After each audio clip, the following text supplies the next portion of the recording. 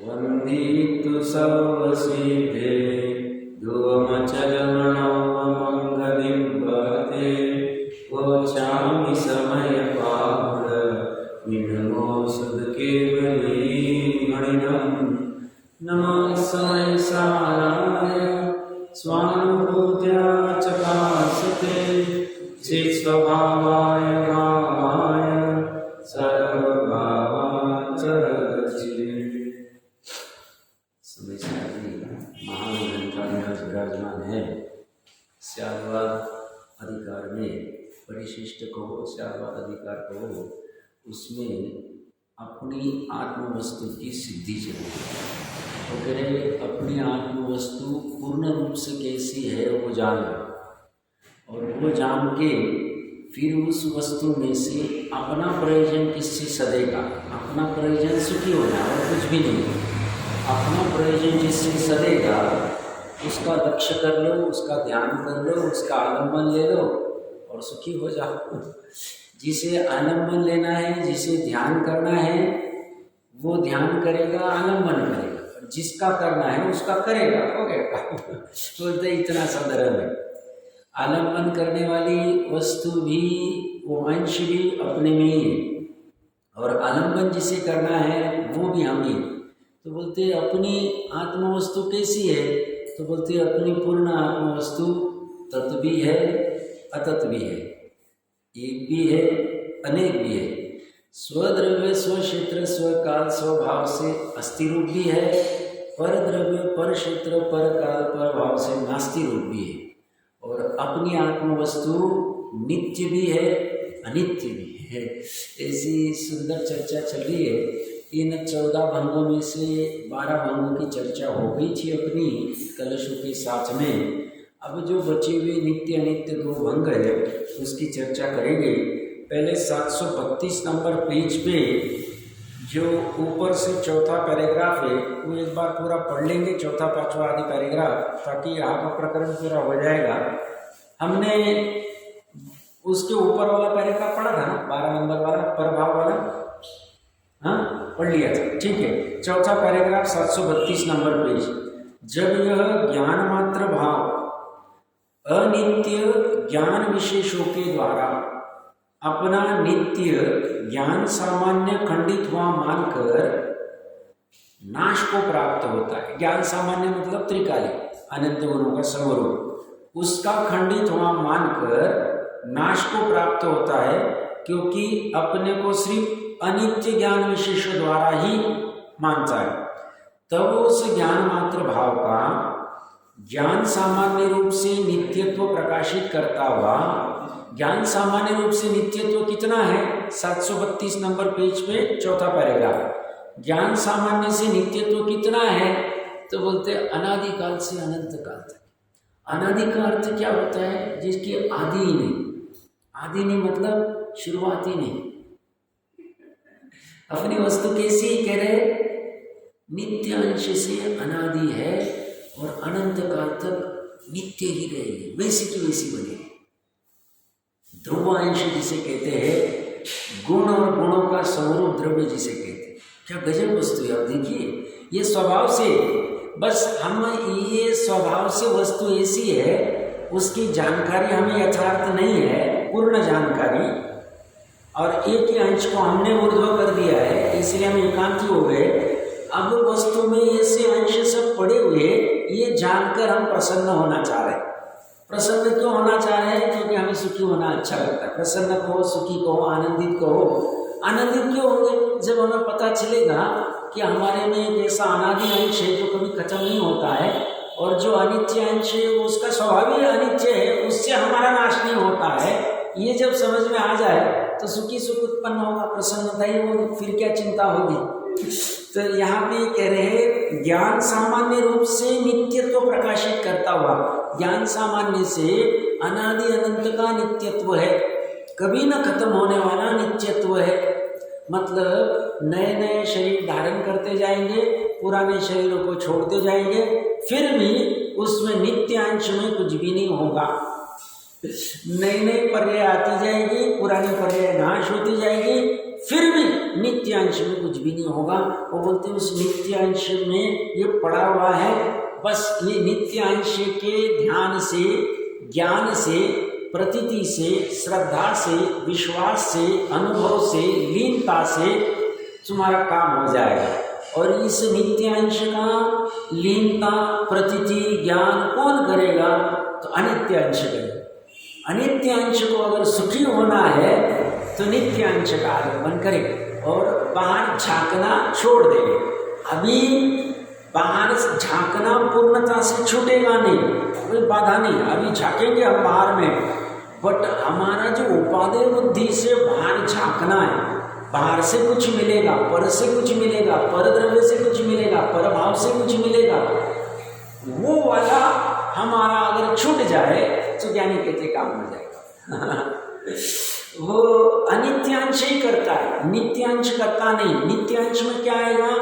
अनंत गुण और गुणों का समरूप द्रव्य, जिसे दृष्टि का द्रव्य कहते हैं, जिसे कारण समय सार कहते हैं। उसने आज तक कभी बाहर झांका नहीं, ना उसे झांकने की आवश्यकता है, न बाहर झांकेगा, न वो विकार करेगा, न बाहर जाएगा।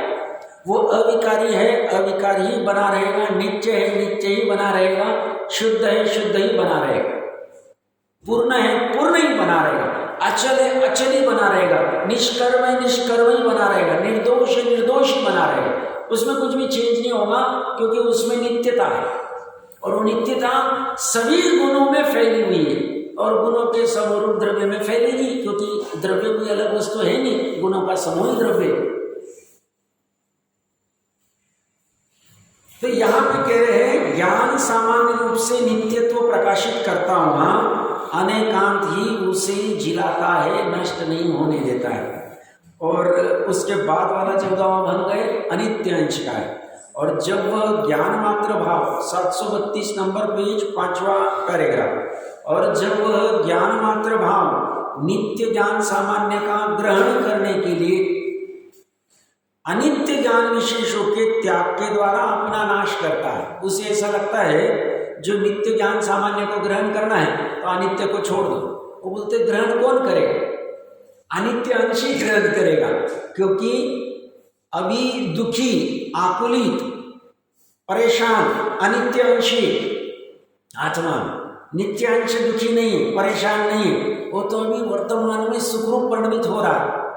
तो ये कह रहे हैं जब वह ज्ञान मात्र भाव नित्य ज्ञान सामान्य का ग्रहण करने के लिए, प्राप्त करने के लिए अनित्य ज्ञान विशेषों के त्याग के द्वारा, जो अनित्य ज्ञान विशेष है, उत्पादय वाली जो ज्ञान की पर्याय, मति श्रुति ज्ञान की निचली भूमिका के पर्याय, उनके त्याग के द्वारा अपना नाश करता है। मतलब ज्ञान को ही नाश कर दो साहब, तो हमें नित्यांश मिलेगा।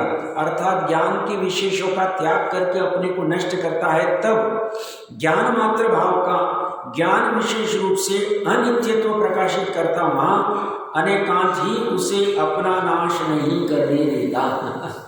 बहुत से अन्य मति भी और अपनी इसमें भी बहुत से लोगों की ऐसी कल्पना है कि मोक्ष में चले जाते हैं तो वहाँ पे उत्पाद वही छूट जाता है, अनित्य अंश छूट जाता है, ओनली नित्य रहता है। ऐसा है नहीं। केवल ज्ञान की भी हर समय नई नई पर्याय उत्पन्न होती, पुरानी नाश होती। और मैंने उसका तर्क क्या दिया था, जैसे 10:01 समय की केवल ज्ञान की पर्याय में 10:02 समय की जो भी होने वाली पूरे 3 लोक में अवस्था, वह भविष्य काल रूप जानने में आए, और 10:01 समय की परिणति वर्तमान काल रूप में जानने में आएगी। और जैसे ही 10:02 समय में केवल ज्ञान की नई पर्याय उत्पन्न होगी, उसमें जानने में तो वैसे ही आएगा, बट वो कैसा आएगा? 10:02 समय की पर्याय वर्तमान रूप में, जो पूर्व के समय में भूतकाल भविष्य काल रूप में जानने में आ रही थी, और जो 10:01 समय की पर्याय वर्तमान काल में जानने में आ रही थी, वो भूतकाल में जानने में आएगी। तो ये फर्क पड़ता जाएगा। तो उत्पाद व अनित्य अंश छूटता नहीं, वहाँ पे भी होता ही रहता है। ऐसे सुख का ज्ञान में ये अच्छे से समझ में आता है, ऐसे सुख का चारित्र आदि सभी का ऐसा ही होता रहेगा। तो यहाँ पे ये कह रहे हैं ये ज्ञान विशेषों के त्याग के द्वारा अपना नाश करता है, अर्थात ज्ञान के विशेषों का त्याग करके अपने को नष्ट करता है। तब ज्ञान मात्र भाव का, जानने मात्र भाव का ज्ञान विशेष रूप से अनित्यत्व प्रकाशित करता वहाँ अनेकांति उसे अपना नाश नहीं करने देता है। अनेकांत कहते हैं तुम अपने नाश को प्राप्त मत हो वस्तु में, ऐसा सहज में। और ये वस्तु में जो जो कुछ पड़ा हुआ है, क्या पड़ा हुआ है? तत् अतत् एक अनेक, स्वद्रव्य स्वक्षेत्र स्वकाल स्वभाव से अस्तित्व, पर द्रव्य पर क्षेत्र पर काल पर भाव से नास्तित्व, और नित्य अनित्य ये वस्तु में स्वभाव से है, निकाल नहीं सकते, नाश नहीं कर सकते, ऐसा वस्तु में है। ऐसा जानकर और अपना जिससे कल्याण होगा उसको ग्रहण करना, इसी में समझदारी है। अपने को अगर समझ जाए पर द्रव्य पर क्षेत्र पर काल पर भाव से हमारी नास्ती है, उससे कुछ मिलने वाला नहीं, इतनी भी हमें श्रद्धा हो जाए, ज्ञान हो जाए, अर्धपुद्गल परावर्तन में मोक्ष हो जाएगा, यथार्थ ज्ञान हो जाए। इतनी गजब सामर्थ्य है इस वस्तु से। अर्धपुद्गल परावर्तन मैं एक्स्ट्रा कह रहा हूँ, तो 8-7-8 भाव में निकल जाएंगे, क्या ज़्यादा क्या है उसमें।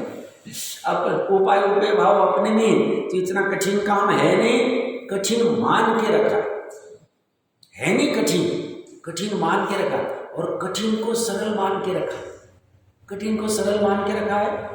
कल सदाशिवदास जी के अपने रत्नकंड की श्रावकाचार्य में चर्चा आ रही थी आहार की गृद्धता की। बोलते आहार की गृद्धता के लिए तुम्हें कितना आहार को ग्रहण करने के लिए तुम्हें आहार की आसक्ति उससे छुड़ा रहे, उससे समाधि मरण कर रहा है संलेखना में, और वो उसको खाने के भाव आ रहे। तो बोलते तूने इतना खाया वो सब बता दिया। बोले आहार के कितना दुख है उसको समझाया। तो बोलते एक तो आहार की इच्छा उत्पन्न हुई तो दुख है, क्योंकि इच्छा ही दुख है। इच्छा मतलब आकुलता, आकुलता मतलब दुख। आहार की इच्छा होने के बाद में वो जो भी आहार ग्रहण करना है उसके लिए धन चाहिए, तो धन कमाने का दुख, फिर उस वस्तु को लाने का दुख, फिर वो वस्तु लाने के बाद में उसको बनाने का दुख, उसके लिए स्वयं नहीं बना सकते तो किसी को कहो भैया हमें बना के दो, उसकी याचना का दुख, फिर उसके बाद में उसको ग्रहण करने की आकुलता, और वो छूटने के बाद में फिर वापस। इतना कठिन होकर भी उसे इजी लगता है, और ये अपने ही आत्मा में करना है, इसी काम है, उसे कठिन लगता है। देखो कैसी विष्णु मना आश्चर्य है ये सब। तो यहाँ ये कह रहे हैं ये ज्ञान विशेष रूप से अनित्यत्व प्रकाशित करता हुआ अनेकांति उसे नाश नहीं होने देता है।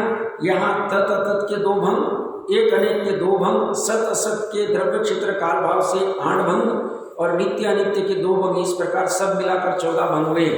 इन 14 भंगों में यह बताया है कि एकांत से ज्ञान मात्र आत्मा का अभाव होता है, और अनेकांत से आत्मा जीवित रहता है। जीवित रहता है मतलब उसका सुख जिंदा रहता है, उसे सुख प्राप्त होता है। अपने को जीना है ना कुछ नहीं, सुख चाहिए बस, और वो कब सुखी होगा? पूरी आत्मा को पकड़ लेगा। अर्थात एकांत से आत्मा जिस स्वरूप उस स्वरूप नहीं समझा जाता, स्वरूप में परिणति नहीं होता, परिणमित नहीं होता। स्वरूप में परिणमित क्यों नहीं होता है? क्योंकि उसे पूरा आत्मा ही पता नहीं, उसे परद्रव्य से नास्ति पता नहीं, इसलिए अनादिकाल से परद्रव्य में ही जा रहा है। परद्रव्य से नास्ति पता नहीं, पर क्षेत्र से नास्ति पता नहीं, फिर भी पर क्षेत्र में जाने की प्लानिंग कर रहा है। पर काल से नास्ति पता नहीं, पर काल में ही गमन कर रहा है।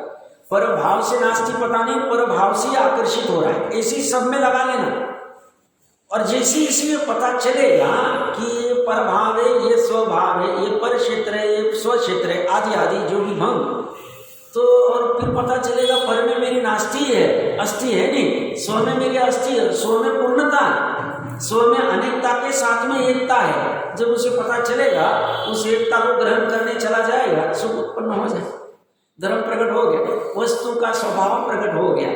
वस्तु का स्वभाव कहाँ प्रकट हुआ? वस्तु का स्वभाव अनादि से, वस्तु का स्वभाव पर्याय में प्रकट नहीं हो रहा था, वो प्रकट हो गया, धर्म हो गया। वस्तु का स्वभाव ही धर्म है। वस्तु का स्वभाव क्या प्रकट हुआ? वस्तु का स्वभाव अनादि काल से सम्यक दर्शन, सम्यक ज्ञान, सम्यक चारित्र वाला है, वो पर्याय में प्रकट हो जाए, रत्नत्रय हो गया। वस्तु का स्वभाव क्या है? उत्तम, क्षमा, मार्दव, आर्जव आदि 10 लक्षण वाला है, वो यहाँ प्रकट हो जाए, सुख हो जाए। वस्तु का स्वभाव दया है, इसने अनंत गुणों के समरूप त्रिकाली आत्मा ने किसी के साथ अदया नहीं की, किसी के साथ निर्दयता नहीं की, और जैसे इसका भान हो जाएगा तो दया वाला धर्म भी प्रकट हो जाएगा, सब काम हो जाएगा। एक ही इसमें एक काम करो और अनेक फल प्राप्त कर, अनेक फल मतलब अनेक सुख आदि को प्राप्त करो। तो ये कह रहे हैं एकांत से आत्मा जिस स्वरूप में उस स्वरूप नहीं समझा जाता, स्वरूप में परिणमित नहीं होता, और स्वरूप में परिणमित नहीं हुआ तो क्या हुआ? दुख है। पर रूप में परिणमित होगा, जब स्वरूप में परिणमित हो ना, परिणमन तो बंद नहीं होने वाला है, तो स्वरूप में परिणमित नहीं होगा तो पर रूप परिणमित होगा, और पर रूप परिणमित होगा तो दुखी हो जाएगा। उद्गल में ये प्रॉब्लम नहीं है, उद्गल में परमाणु रूप ये उसका स्वरूप है, और स्कंद इसका स्वरूप नहीं है, ये विकार है, क्रियावती शक्ति वैभाविक गुण का विकार है, बट उससे प्रॉब्लम नहीं। क्यों?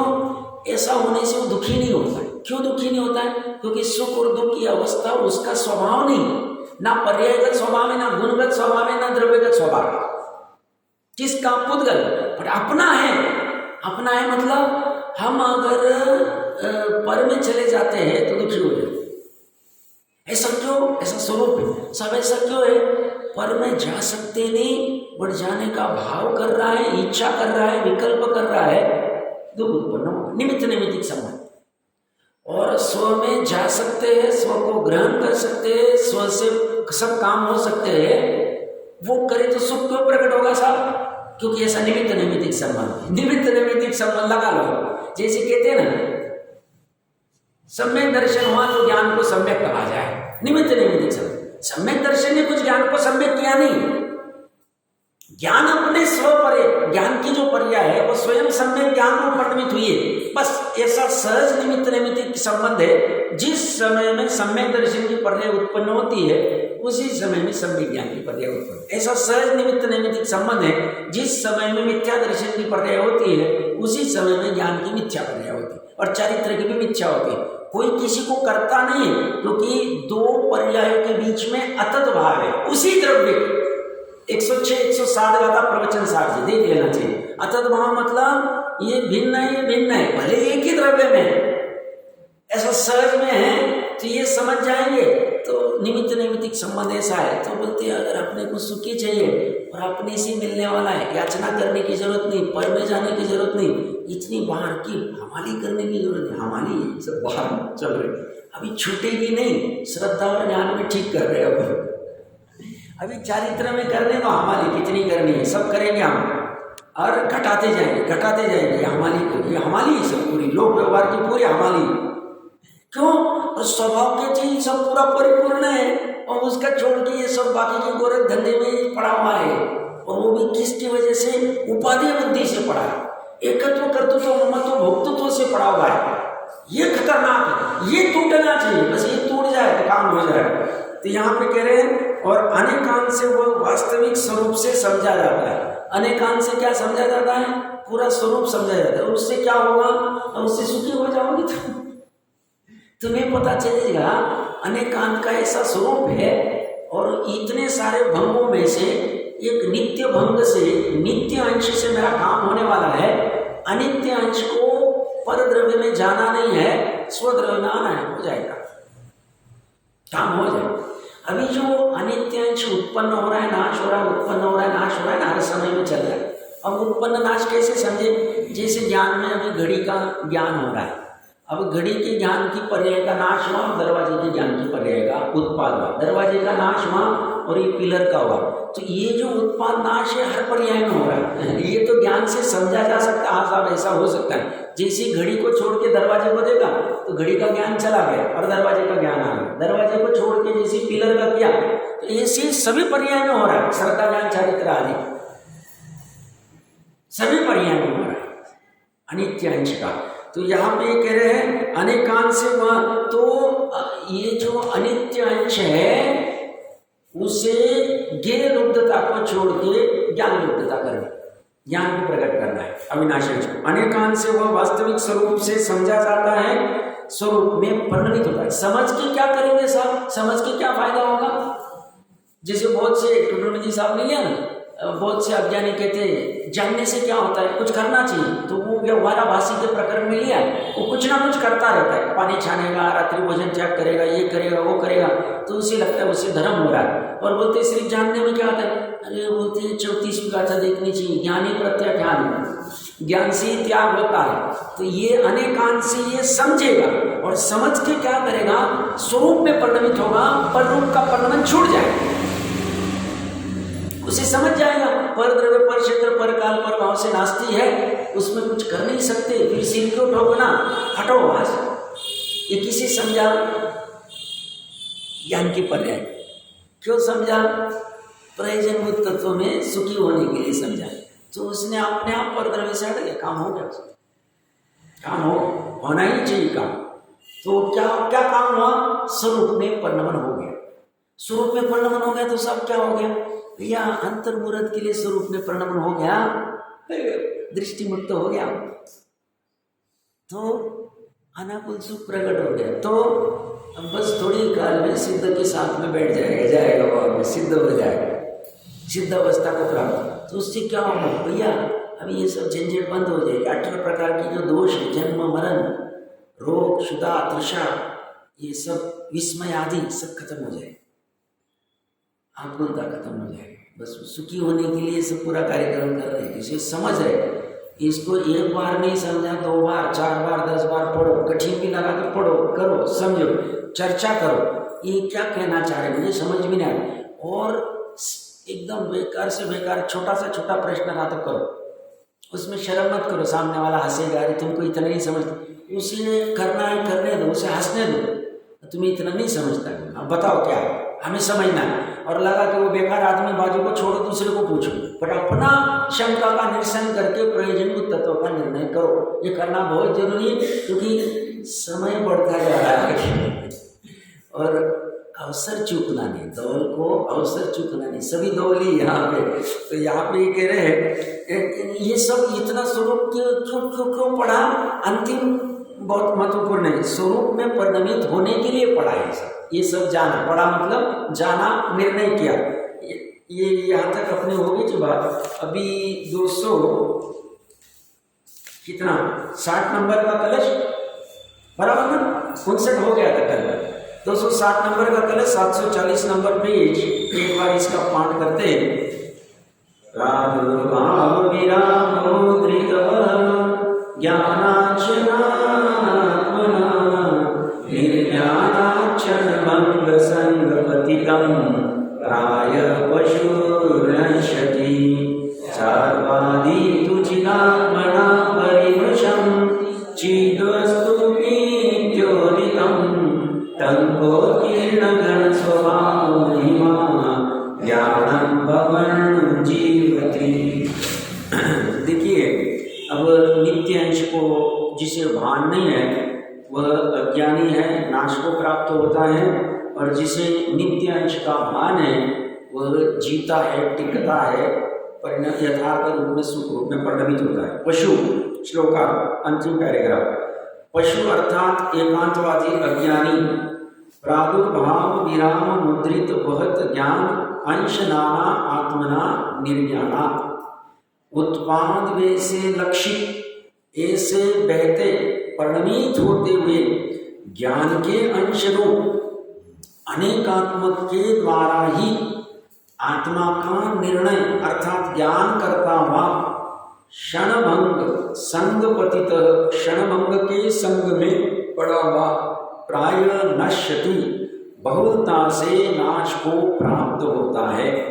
साधवादी तो और साधवादी तो चिद आत्मना चिद वस्तु नित्य उदितम परिमृशन, चैतन्यात्मकता के द्वारा चैतन्य वस्तु को नित्य उदित अनुभव करता हुआ टंकोत्कीर्ण घन स्वभाव महिमा ज्ञानम भवन, टंकोत्कीर्ण घन स्वभाव, टंकोत्कीर्ण पिंड रूप स्वभाव जिसकी महिमा है, ऐसे ज्ञान रूप वर्तता हुआ जीवती जीता है। तो जीने के लिए क्या करना? तो टंकोत्कीर्ण रूप परिणमित होना। मैं आत्मा हूँ, मैं त्रिकाली द्रव्य हूँ, मैं त्रिकाली वस्तु हूँ, नित्य हूँ, शुद्ध हूँ, ज्ञायक हूँ, ऐसा वचन नहीं, ऐसा श्रद्धा की पर्याय में, ज्ञान की पर्याय में और चारित्र की पर्याय में, तीनों में आना चाहिए तो जिएगा। और अज्ञानी क्यों जा रहा है? देखिए, एकांतवादी अज्ञानी उत्पाद वैसे लक्षित ऐसे बहते, बहना मतलब प्रवाहित होना, द्रवित होना। द्रव्य तो उनकी परिभाषा क्या है? सदा सदा गोपाल दास जी ने क्या की है? तो प्रति समय प्रति क्षण अपनी प्रयोजनभूत अर्थ क्रिया को करता रहता है। प्रति समय प्रति समय ये करता है ना। हाँ, प्रति समय परिणमन होता रहता है। तो ये प्रति समय जो हो रहा है ना, इसी को प्रवाहित कह रहे हैं, बहना कह रहे हैं, द्रव्यभूत होना कह रहे हैं। जैसे जल या दूध द्रव्य वो बहता है, पानी बहता है नदी का, तो वैसे ही उत्पाद वैसे लक्षित ऐसे बहते परिणमित होते हुए ज्ञान के अंश रूप ज्ञान में उत्पाद वे चलता रहता है। कभी क्या झलकता है, कभी क्या झलकता है, कभी अभी जैसे आधे एक घंटे के लिए समय सार झलक रहा है, या और अन्य अन्य जिनबिंब आदि कुछ ना कुछ झलकता रहता है, फिर और कुछ झलकेगा। हर समय बदल रहा है, बट मैं मोटा मोटा स्थूल रूप से कह रहा हूँ। तो ये जो बहता हुआ ज्ञान के अंश रूप अनेकात्मक के द्वारा ही, अनेकात्मक मतलब अनेक बना के द्वारा, पर्याय अनेक है, अनेक कहो अनंत कहो चलेगा। अनेक मतलब जो एक नहीं, 2 है, 3 है, 4 है, 5 है, ऐसे अनेकात्मक के द्वारा ही आत्मा का निर्णय अर्थात ज्ञान करता हुआ, मतलब आत्मा ऐसा ही है। अपने जो बौद्ध भाई है वो ये शनि की मानते हैं, वो नित्यांश को मानते ही नहीं। वो कहते हैं पहले वाला आत्मा अलग था, नहीं पर्याय वाला आत्मा अलग है, नहीं पर्याय वाला अलग है। तो फिर उसे हंसी में कहते ना, भैया कल तुमने हमें पैसे दिए थे, अब आज तुम मांगने आए हो, हम तुम्हें देंगे नहीं क्योंकि कल वाला आत्मा तो चला गया। ऐसी सहज रूप से बातें आती है। तो ये कह रहे उत्पाद वैसे लक्षित ऐसे बहते हुए ज्ञान के अंश रूप अनेकात्मक के द्वारा ही आत्मा का निर्णय, आत्मा का स्वरूप का निर्णय अर्थात ज्ञान करता हुआ, मतलब आत्मा ऐसा ही ऐसा ज्ञान करता है। कैसा? उत्पाद वाला है, अनेकांश वाला है। क्षणभंग के संग में पड़ा हुआ, क्षणभंग मतलब शनि, क्षण क्षण में नाश होता हुआ, क्षणभंगुर अनित्यता, अनित्यता के संग में पड़ा हुआ बहुलता से नाश को प्राप्त होता है। अब ये मुख्यता से ज्ञानांश का ही कह रहे, और ज्ञान में ये जो अनेकात्मक जो झलक रहा है, उत्पाद वाला अनेक ज्ञान के, ये सब यही झलक रहा है। और दूसरी चीज है, ये सब जितने भी स्कंद है, जितने भी अपने को 5 इंद्रिय से जानने में आते, सभी स्कंद है, परमाणु नहीं। परमाणु पुद्गल द्रव्य, स्कंद पुद्गल की पर्याय, द्रव्य पर्याय। समान जाति हो सकती, असमान जाति। समान जाति किसे कहेंगे? इसमें मात्र पुद्गल है, इसमें जीव नहीं है। इसके ऊपर बादर जीव हो सकते, वो अलग प्रश्न है, बट सामान्यता इसमें सिर्फ, तो वो हो गया समान जाति द्रव्य पर्याय। और अपना शरीर और आत्मा मिल के जो पर्याय हुई वो असमान जाति द्रव्य पर्याय। अब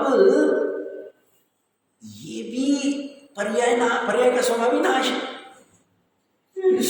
तो मुख्यता से तो यहाँ ज्ञान अंश की अपेक्षा से कह रहे, बट ज्ञान में जो ज्ञेय झलकता है वो भी नाश होता है, और ये इसके संग में पड़ गया है। इसके संग मतलब इसकी संगाति कर ली, मतलब शनिकता की संगति कर ली है, मित्रता कर ली है, और ऐसा करने से ये नाश होता है, उसमें पड़ा रहता है। जैसे कोई कहते हैं ना, कोई सप्तव्यसनी वो शराब में ही पड़ा रहता है, सप्तव्यसनी मित्रों के साथ में संग करता है, वो जुआरी के साथ में रहता है, तो हमें अच्छा नहीं मानते। ये ऐसा ही, अब वो तो लौकिकता से अच्छा है। ये कहते हैं लोकोत्तर जीवन में ये जीव संगी पंचेंद्रिय होकर भी, समझ वाला होकर भी, ये क्षणिकता के साथ में पड़ा हुआ है, नित्यता को समझ नहीं रहा है, और उसकी वजह से उसका नाश हो रहा है। या क्या शब्द लिखा है? पड़ा हुआ।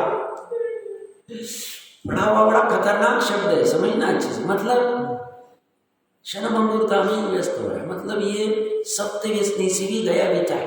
क्यों सप्तव्यसनी से गया बीता? क्यों कहते? टोटल जी साहब कहते कि सबसे बड़े पाप को पहले छुड़ाते, और सप्तव्यसन से भी ये सबसे बड़ा पाप है। कौन सा? मिथ्या। ये इसको मिथ्या तो क्या हो गया? इसने अपने आप को क्षणभंग मान लिया, क्षणिक मान लिया, नाशवान मान लिया।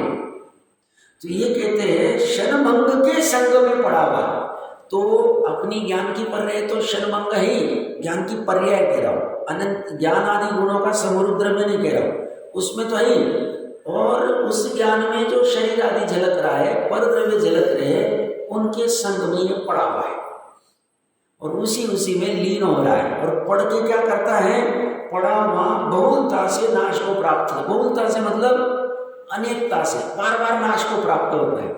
एक शरीर हुआ, दूसरा शरीर बदल है। धन का नाश हुआ, चिंता हो गया। वस्तु का नाश हुआ, चिंता हो गया। मोबाइल का नाश हो गया, चिंता हो गई। नाश को प्राप्त, नाश को प्राप्त होना मतलब दुखी हो रहा है, खेद किन्ना हो रहा है। नाश को प्राप्त होता है मतलब कर्म बंधन कर रहा है। नाश को प्राप्त होता है मतलब संसार बढ़ा रहा है। ये सब उसी में ले लेना मतलब आकुलता को प्राप्त होना ही नाश को प्राप्त होना है, बस इतनी बात। तो ये बहुलता से, प्रचुरता से, अनेकता से नाश को प्राप्त होता है। क्यों? क्योंकि पर्याय भी अनेक है और नाश भी अनेक प्रकार का होगा। इसलिए जन्म मरण ये नाश को प्राप्त होने का साधन है। और मैंने थोड़े दिन पहले कहा ना, ये जो जन्मदिन मनाने का दिमाग में कीड़ा घुसा हुआ है ना, ये जन्मदिन मनाने का, ये सब एकांतवाद है, एकांतवाद है। क्यों? जन्म भी पर्याय है जो प्राप्त हुई, और वो जन्म से दूसरा जन्म मिलेगा, तीसरा मिलेगा, 66,336 मिलेंगे भैया।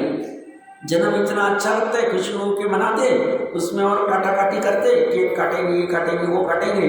ये सब भ्रम में पूरी दुनिया बह रही, समझना। देखा देखी बहुत कार्यक्रम चल रहे, और ये जिनेंद्र देव के शासन का आलम्बन नहीं, बस वो थोड़ा दान व्रत शिव तक पूजा कर लिया, थोड़ा सा उसमें निपटा दिया। उसमें भी अभी कितना निर्मलता है, कितनी, वो तो अभी छोड़ दो उसको, समझ कितनी सही उसकी बात ही नहीं, बस चलते जा रहे। स्वाध्याय की कमजोरी,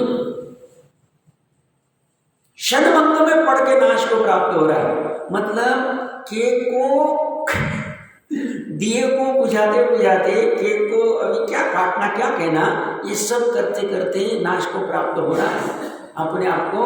आज मैं जिया, आज मैं 30 का हो गया, 40 का हो गया, 50 का, अगर कोई नहीं बना है तो पारा चढ़ जाता है कि क्या का ठिकाना नहीं इसका, दुखी हो जाता है, आकुलित हो जाता है, नई नई इच्छाएं विकल्प को भ्रम खड़ा कर देता है, और ये बहुलता से नाश को प्राप्त होता है। और शारवादी तो चैतन्यात्मकता के द्वारा, चैतन्य पने के द्वारा, चैतन्य का तिरस्कार नहीं करना। क्यों नहीं करना साहब? स्वयं चैतन्य वाले हैं। किसी को बस करो चैतन्य बना, बस करो आत्मा आत्मा, वो तिरस्कार होता है। भैया तिरस्कार मत करो उसका, तुम उसका तिरस्कार करके अपना ही तिरस्कार कर रहे हो, और अपना तिरस्कार करके तुम दुखी हो रहे हो, आकुलित हो रहे हो, अनादि से हो रहे। अब मत करना। शनि पंचेंद्रिय का भाव मिला है, इतना सुंदर जिनेंद्र भगवान का शासन मिला है, सर्वज्ञ का शासन मिला है। ये अभी जैसे भांड में भूजता हुआ वो निकल जाता है ना, वैसा ही निकलने का अवसर है। पंचम काल में आगे तो भी निकल जाए, निकल सकते, कोई बाधा नहीं। 21,000 वर्ष तक धर्म चलने वाला, 3 वर्ष 8 महीने और छोड़ दो 15 दिन अंतर, काम तो हो सकता है। तो ये कह रहे हैं चैतन्यात्मकता के द्वारा, अपनी चैतन्यात्मकता के द्वारा, अपने चेतनपने के द्वारा, अपने जड़पने के अभाव के द्वारा चैतन्य वस्तु को, अपनी चैतन्य वस्तु को, अपनी ज्ञान दर्शनमय वस्तु को नित्य उदित अनुभव करता हुआ। नित्य उदित मतलब हमेशा उदय रूप, अस्त कोई प्राप्त नहीं होता। जैसे थोड़े दिन पहले कहा था ना, ये अंटार्कटिका आदि प्रदेशों में 6 महीने तक सूरज वैसा का वैसा दिखता है, अस्त नहीं होता। 6 महीने दिन होता है, मतलब पूरा सूरज दिखेगा, 6 महीने पूरा अंधकार रहेगा। देख लेना चाहिए, भूगोल आदि में कुछ कहते हैं, जो भी रहेगा कैसे होता है मुझे पूछना है। मैं क्या कहना चाह रहा हूँ, उसमें निरंतर सूर्य प्रकाश है, तो उसको उदित कहना भी मजबूरी, मतलब बना रहता है। वो तो 6 महीने बना रहता है, 6 महीने अंधकार रहेगा, 6 महीने उजाला रहेगा।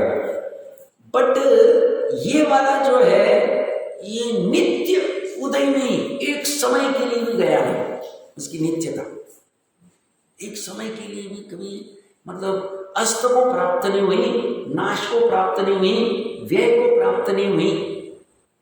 कैसी है? चैतन्यात्मकता के द्वारा चैतन्य वस्तु को, अपनी चैतन्य वस्तु को, अपने चैतन्य पदार्थ को, अपने चैतन्य द्रव्य को नित्य उदित अनुभव करता है। अनुभव कहाँ करेगा? परिणति में, परिणामों में, पर्याय में, परिणति में। और ऐसा करता हुआ टंकोत्कीर्ण घन स्वभाव, टंकोत्कीर्ण टाके के जैसे उकेरा गया घन स्वभाव जो कभी बदलेगा नहीं। जैसे अपना जिनबिंब शाश्वत जिनालय टाके से तो उकेरे नहीं है, बट अनादि से नित्य ही वो बात जुदा है। नए नए परमाणु आते हैं, उसकी भी चर्चा नहीं चल रही है। बट टंकोत्कीर्ण घन, घन मतलब मात्र लंबाई नहीं, मात्र चौड़ाई नहीं, लंबाई चौड़ाई ऊंचाई तीनों है, घन रूप है। ऐसे घन स्व, स्व पर नहीं, स्व भाव जिसकी महिमा है। इसकी महिमा कैसी है? ये भाव है, ये कुटस्थ नहीं है, पत्थर के समान नहीं है, इसका अभाव नहीं है, ये स्वभाव है और टंकोत्कीर्ण घन वाला है। ऐसे जिसकी महिमा है, ऐसे ज्ञान रूप वर्तता हुआ, जानपने रूप वर्तता हुआ जीता है, मरता नहीं है। वो मनुष्य रूप जीता नहीं है, क्योंकि मनुष्य पर्याय, पर्याय से मेरा नाश हो जाए।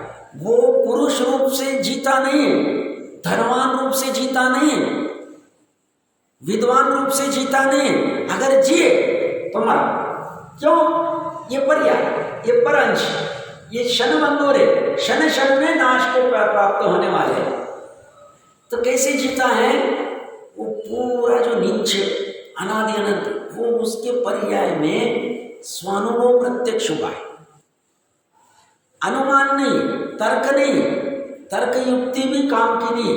तर्क युक्ति साधन है बीच में, बट काम कब होगा? जब स्वानुभव प्रत्यक्ष होगा तब। और इसीलिए पूर्व के कलशों में देखा ना, स्पष्ट अनुभव में आता है, प्रत्यक्ष अनुभव में आता है, अस्पष्ट रूप से नहीं है। तो ऐसा टंकोत्कीर्ण घन स्वभाव मतलब ये किसी शेख चिल्ली की बातें नहीं, वस्तु ऐसी है,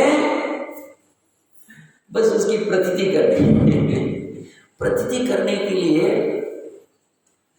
पर्याय को पर की तरफ जाने वाला भी, शनिकता की तरफ जाने वाला भी समझ पूर्वक धीरे धीरे घटाना पड़ेगा। सामर्थ्य बढ़ेगी तो स्पीड बढ़ाना पड़ेगा, और वो घटा के उसको स्थिर करना पड़ेगा, और स्थिर करके स्वभाव में लेके जाना पड़ेगा। बस इतनी, इतना सा धर्म से सही मायने में इतना ही धर्म, दिगंबर धर्म। पर्याय किसकी? मेरी।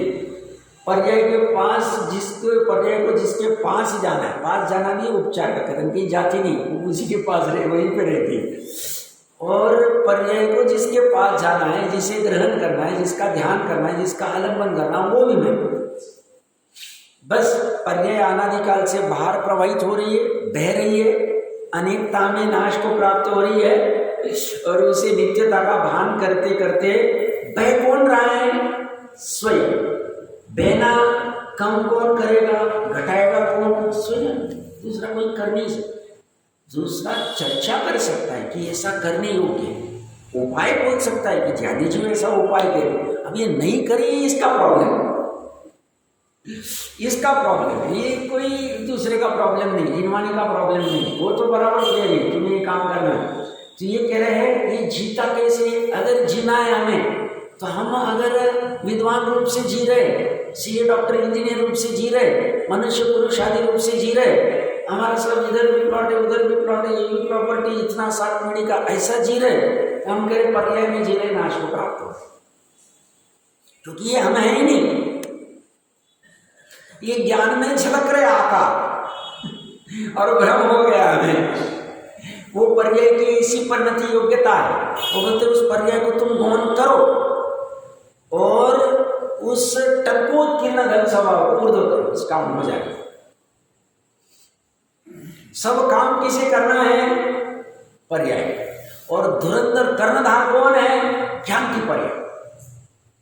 ये ज्ञान की पर्याय करेगी, सही में ऐसा करने होंगे, ऐसा हो सकता है, इसी से कल्याण होगा। ये निर्णय कौन करेगा? ज्ञान की पर्याय उसे आगे रखो, वो आगे रखेगी, बाकी श्रद्धा हो जाए, कर लेंगे उसका भी निपटारा कर देंगे। ये सही में करना चाहिए कि इससे ज्ञान वर्तता हुआ जीता है। भावार्थ में क्या कह रहे थे कि एकांतवादी गेयों के आकार अनुसार गेय का जैसे जैसे आकार हो रहा है, गेय में कौन से आकार आ रहे हैं? कभी शरीर, कभी पुत्र, कभी मित्र, कभी धन, कभी वो लटकाए वो अपना सर्टिफिकेट, सब देखो हमें इतनी प्रशस्ति पत्री मिली।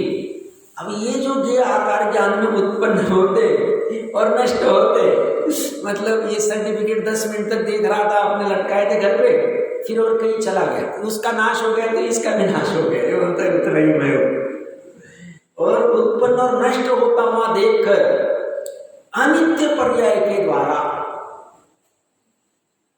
आत्मा को सर्वथा पूर्णता अनित्य मानता हुआ, नाश होता हुआ मानता हुआ, क्षणिक मानता हुआ अपने को नष्ट करता है। और साधवादी तो यद्यपि ज्ञान ज्ञानुसार उत्पन्न विनिष्ट होता है, ज्ञान ज्ञानुसार उत्पन्न विनिष्ट होता है, मतलब ज्ञान में ये बदलते रहते हैं। केवल ज्ञान होगा तब का छोड़ो, अभी निचली भूमिका, वहां भी गेय बदल रहे। मैंने अभी बोला 10:01 समय 2 समय का बात बोल ही रहा हूं मैं। तो ज्ञान ज्ञानुसार उत्पन्न विनिष्ट होता है, मति श्रुत ज्ञान तो बदलता रहता है, कभी क्या झलकता है, कभी क्या झलकता है, ये सा उत्पन्न। इसमें कभी, अभी ये तो अज्ञानी है, ये तो ज्ञानी की चर्चा चली, ज्ञान में कभी स्वज्ञेय भी हो सकता, क्योंकि अपना आत्मा भी स्वज्ञेय और पर वस्तु परज्ञेय, तो स्वपरज्ञेय अनुसार उत्पन्न विनिष्ट होता है। फिर भी चैतन्य भाव का नित्य उदय,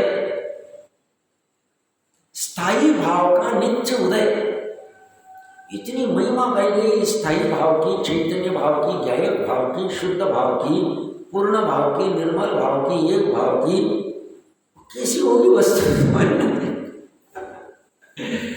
इसकी प्यास जगानी चाहिए कि कुछ भी करके करनी होगी। क्या ये ऐसे चैतन्य भाव कि बोलती चैतन्य भाव का स्पर्श करो, अंतर्मुहूर्त के लिए प्रतीति करो, अनुभव करो और सुख को प्रकट करो।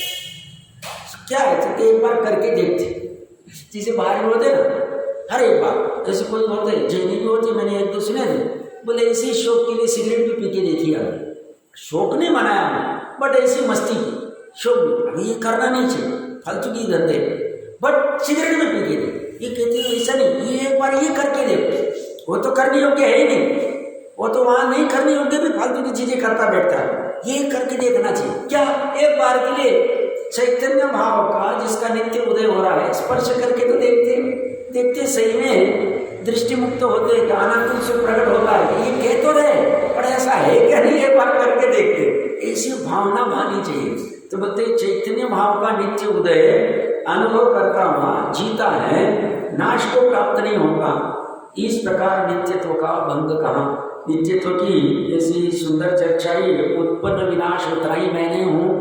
तो देखो ये इतना पढ़ते हैं तो हमें शांति आती कि मेरे में एक नित्य अंश जिसका कभी अंत नहीं होगा, तो मेरी पर्याय भी छूट जाएगी, अभी सभी परिवारजन छूट जाएगी, सब चिंता नहीं, और फिर समाधि में अच्छे से भाव कर सकता है। समाधि भावना अच्छी की ये प्रोडक्ट है, सदा सुखदास जी ने पढ़ना चाहिए, हर एक महीने में पढ़नी चाहिए, क्योंकि अंत भला सो सब भला।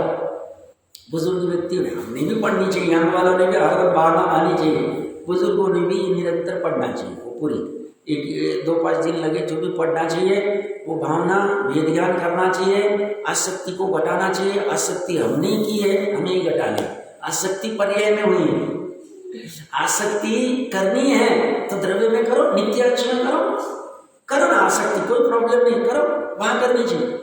और वहां तो करता नहीं, अनित्य अंश में करता जाता है, आहार में आसक्ति करेगा, शरीर में करेगा, मेरे बंधुजन छूट जाएंगे, ये छूट जाएगा, ध्यान छूटी हुई है, क्या नहीं जाता, कोई काल कर जाता है, पीछे रहने वाले एक दूसरे थोड़ा बहुत करते, जो लोग वार्षिक कार्यक्रम करके बाकी वापस चालू हो जाते हैं। सब बेकार अवस्था, बाहर की ज़्यादा कहने की आवश्यकता नहीं है। 14वां भंग का कलश तो पढ़ लेते हैं और फिर चर्चा देखते कैसे होती है। एक बार पाठ करते। टंकोत्कीर्ण विशुद्ध बोध विसरा कारात्मतत्वाचया वाच्यलितुल्यचलद चलि चित्परिणति भिन्नं पशु किंचन ज्ञानं नित्यमनित्यतां परिगमे व्यासादयत्युज्ज्वलं सार्वाधिकनित्यतां परिमृश चित्तवस्तुवृत्तिक्रमा। सिर्फ सरसरी नजर से चौदवा भंग पढ़ लेते। श्लोका पशु, पशु अर्थात एकांतवादी अज्ञानी, टंकोत्कीर्ण विशुद्ध बोध विसर आकार आत्मतत्व आशया।